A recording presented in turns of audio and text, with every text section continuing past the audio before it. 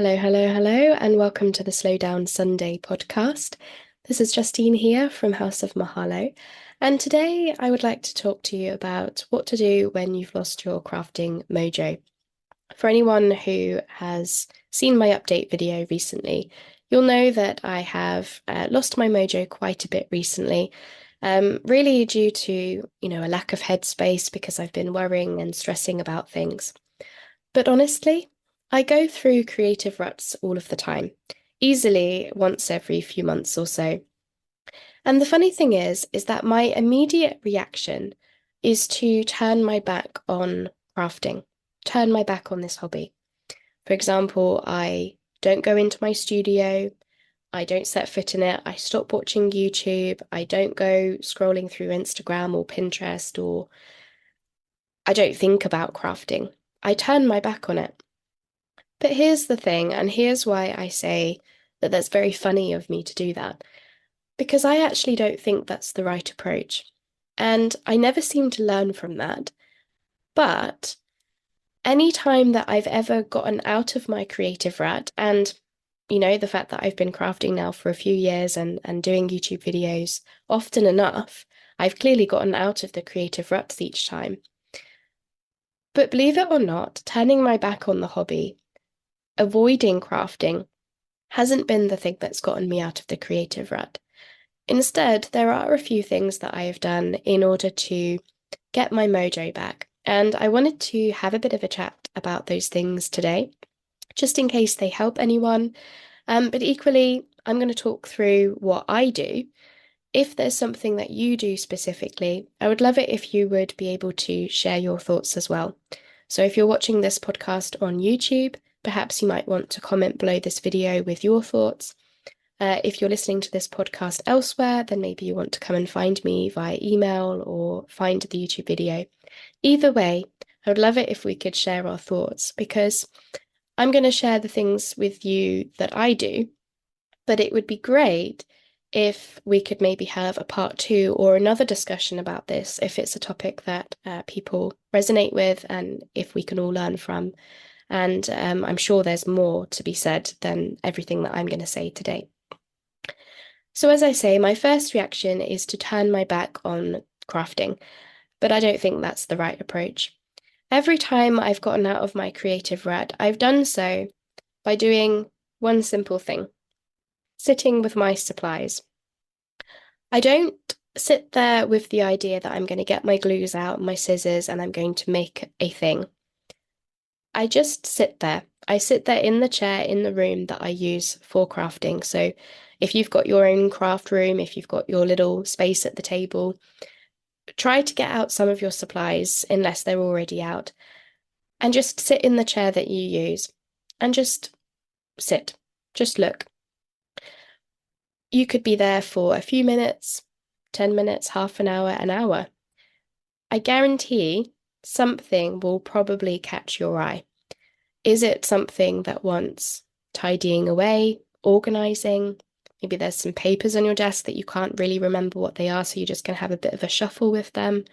Maybe you find some forgotten supplies because you start, looking through places or putting things away, and then you remember you've got something.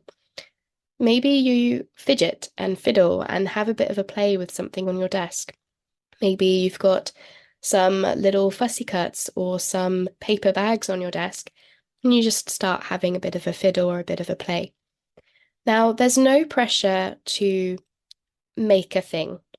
In my case, I film a lot of what I craft, but when I go through this period of my life, I sit down with my supplies and I don't give myself any pressure whatsoever to make anything out of this session. I'm just simply convincing myself to not run and hide, not hibernate under my duvet, but instead to sit with my supplies and just have a play if needed, or have a bit of a shuffle, have a bit of a fiddle. And I'll tell you something, probably around about 90%, if not more than that, of my videos and projects come out because I gave myself that permission to play and just see what happens. There was no pressure to make anything. There was just simply a bit of playtime. And Usually, generally speaking, something comes out of it.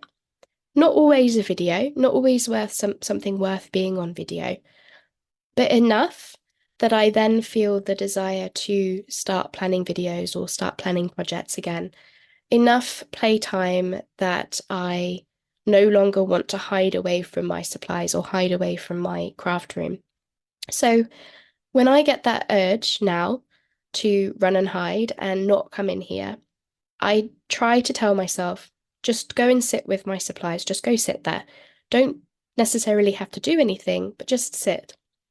And then I just see what happens. And 9 times out of 10, as I say, it turns into a bit of a playing session, and it generally speaking turns into something that I can either carry on the session and I do make a video, or I just make more of the thing that I've enjoyed doing, and it all snowballs from there, really.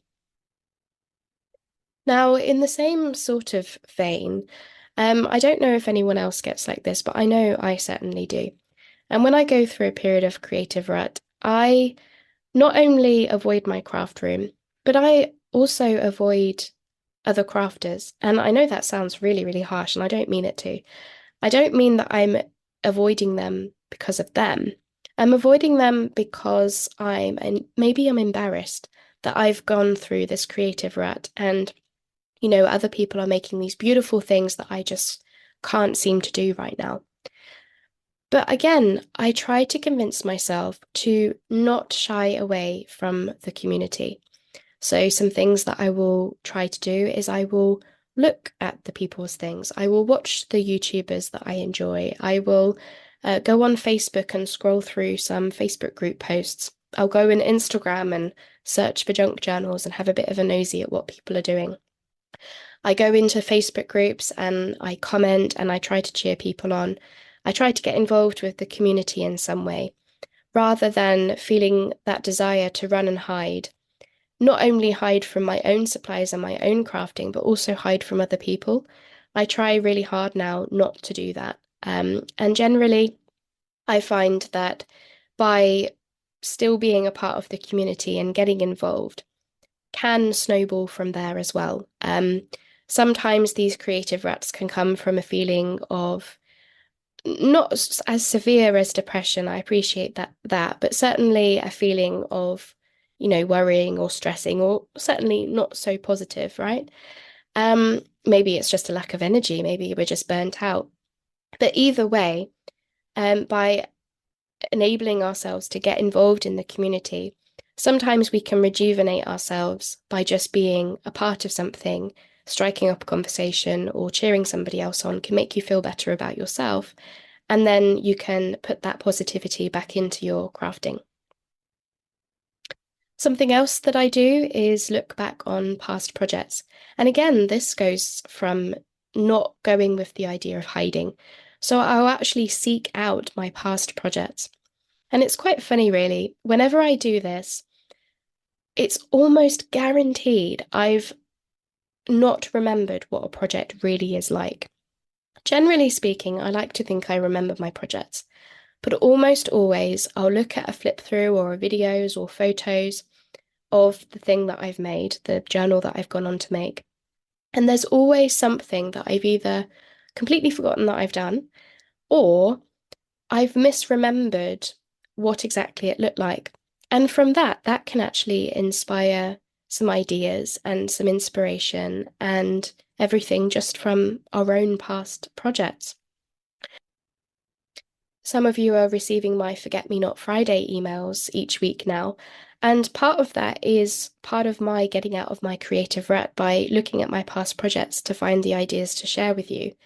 But we can do it with our own projects and just simply inspire our own creativity. So I would encourage you to have a look back on your past photos and projects and videos if you do them.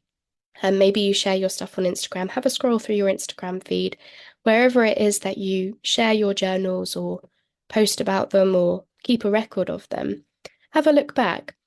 And if you're not keeping a record of your journals, I really recommend that you do, even if it's just a journal that you've made, that you keep photos of each journal inside, or maybe you write a few notes about the project that you've done for you to learn from and remember things later. I would encourage you to try and do that now, because in the future you may have this creative rut where actually looking back on these past projects might be really, really helpful. Now, creative ruts can also come around from a feeling of overwhelm. Now, I've talked a lot in the past about being overwhelmed by our supplies and just generally like clutter and things that we've got everywhere if that's not to our style. But also it can come from overwhelm with just how much goes into making a journal. So if we really think about the process, there's quite a lot of steps involved, quite a lot of hours to make a full-blown journal, make a full-blown project. And sometimes that can be overwhelming, even to experienced crafters who've been doing this many years. We can still look at a project and say, oh, I'm starting from square one again, and there's still so much left to do. What we can do is we can start breaking down those projects into more manageable, bite-sized chunks. And this is something I'll often do. And the funny thing is that this often comes around from projects that I have started at some point in the future. And for whatever reason, I've become distracted away from them, or I stopped working on them. And I'll come to them later because I feel like I really need to finish this project off. And those are the ones that I find the most overwhelming because I've maybe done 2 out of 5 steps. So I've got 3 steps left to do, just say. But I need to look at that project and decide what those steps are. And from that, you can break down the process. So, for example, when I think about making a journal, maybe we're making the cover one day, maybe we're making pockets another, maybe we're decorating pages another day, for example. By breaking it down into the bite-sized chunks, we can just focus on that one thing that we want to get done that day. Now, sometimes you'll just get that one thing done and you'll feel happy about that because that's one thing more than you had before. But other times that can snowball into a longer creativity session. So, for example, say you sit down to make some pockets for your journal. Well, maybe seeing as you're there, you feel like making some tags or some kind of filler to go inside the pockets. Maybe you finish your cover that day and then you think, oh, whilst I'm here, I might as well bind the signatures in. Maybe you bind the signatures in one day and another day you think, oh, I might as well decorate a few of the pages now. And before you know it, potentially that small creative session, that one task that you set out to do, can snowball into a longer session or more tasks. And before you know it, you finish that project and you're feeling even more better about yourself. And you're going on to the next project before you know it. But I think one big thing that I think we all need to remember, and this is something that I definitely need to remember, is not force it. Don't force it. Don't try and force creativity if you're really not feeling it.